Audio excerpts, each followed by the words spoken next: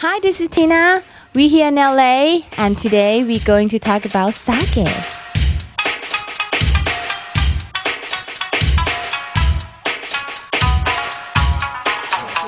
Our culture is very similar. The rice is the backbone. For your history, please share with us a little bit about the history of sake. It's been said the sake was produced probably in 2,000 years ago. The person was eating rice and leftover rice with the humidity and moistureness of Japan. Ferment the rice, and there is a natural mold grown to the rice, and then natural yeast get onto that sugared rice and start fermenting, and people start probably accidentally eat them, and it's the same thing as grape wine, and they start giggling. It's like, this is so great, and then you start drinking, and that's how it happened.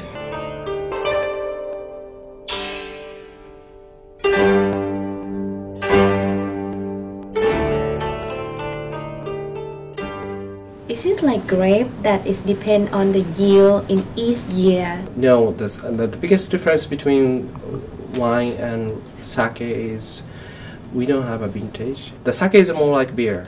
You convert the starch to sugar by the kojimo, and then you add yeast into the sake mash and you start fermenting, and it will create alcohol.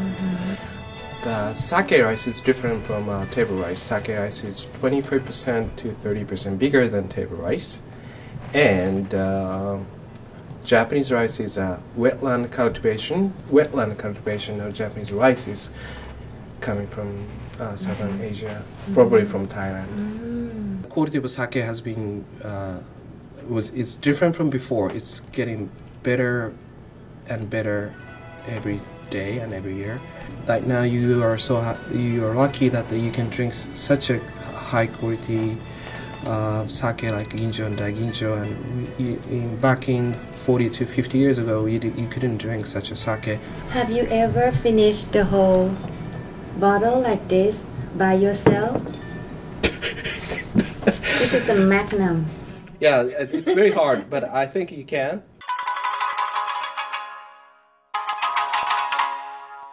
Now we come to the part tasting. After we've been educated a lot about the history and the region, here meet my sake sommelier. สวัสดีค่ะ Melanie. สวัสดีค่ะ Tina. Lately you've been traveled to Japan? Yes, I was invited to participate in a program where I was able to live at the Kura. And a Kura is a brewery. There at the brewery, we worked from 7 to 5 with the Toji, the master brewer, along with Kurabitos, which I was fortunate enough to learn the day-to-day tasks of the brewery worker and become a Kurabito myself. Wow. Please tell us about different style of sake. Yeah, there are so many different styles of sake.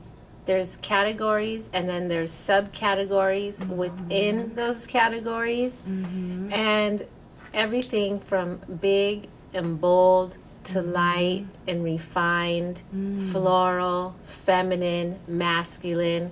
There's all different styles of sake available to taste and pair with delicious foods or just to enjoy, as you know, all by themselves. Wow. As you pull this nice 2 bottle, this is such a pretty. I love icy brew.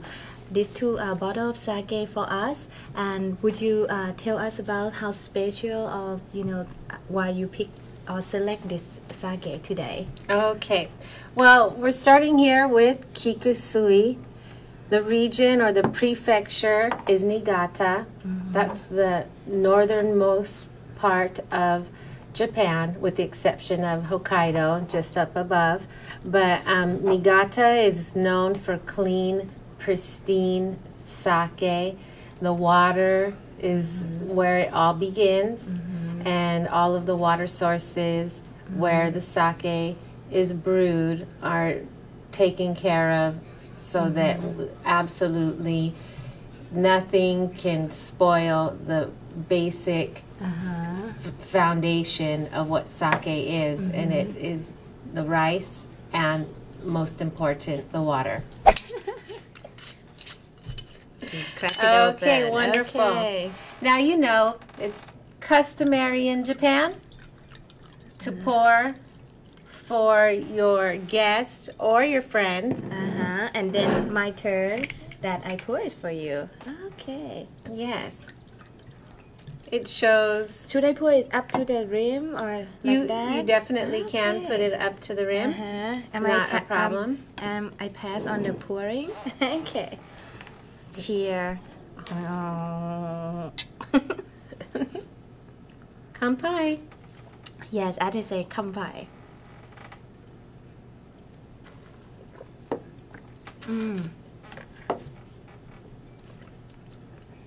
The category here is Junmai Ginjo.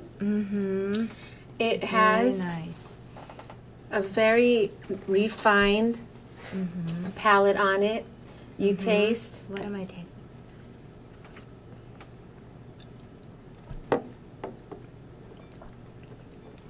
Flavors of pear and some melon. There is a nice acidity on this. Do we have to? We usually nose or like smell it first. Or? Well, for wine, they do say it's good. It's best to have your mouth open Okay. when you smell. When you have your mouth slightly open, it definitely enhances your sniffing or smelling experience with whatever beverage you have before you. As you know, the trend right now is such a hip, cool thing with the sake. What is your opinion about it? Definitely, sake is appealing to more people than ever now. It's very friendly of a drink and approachable. The people that are enthusiasts or experts share information, so there's not the same type of snobbery that's associated perhaps with wine. Here we go. So this here is umeshu. It is a plum wine. Okay. The lovely bottle that you see here before you actually is a red pepper sake plum wine. Interesting. Let's take a whiff. Wow, smells enchanted.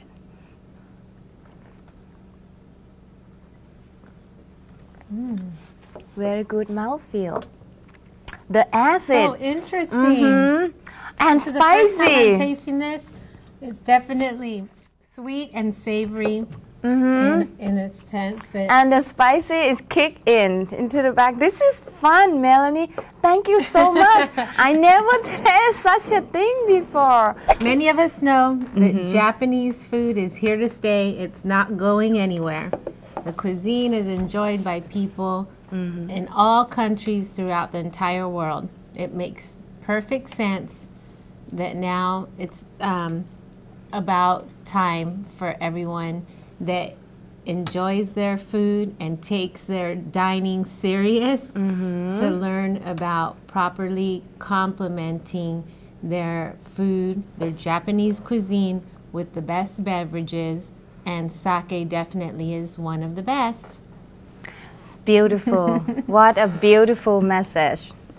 I hope you enjoy it. I hope we learn a lot about rice, and rice become sake as a liquid gold, and we have the most fascinating sake sommelier, master sake sommelier, to share all this beautiful, invigorate information with us.